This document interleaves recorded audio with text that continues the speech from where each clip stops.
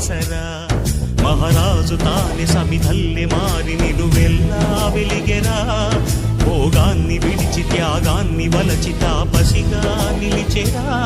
జనక్షేమమే తన సంకల్పముగా తన ఊపిరి హోమజ్వాలలుగా స్వర్గాన్నే శాసించెనురా అమృతమును ఆహ్వానించెనురా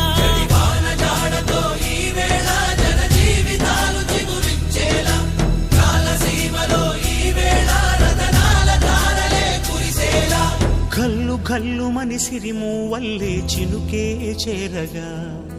జల్లు జల్లు మని పులకింతల్లో పుడమే పాడగా హరివిల్లు ఎత్తి కరిమౌ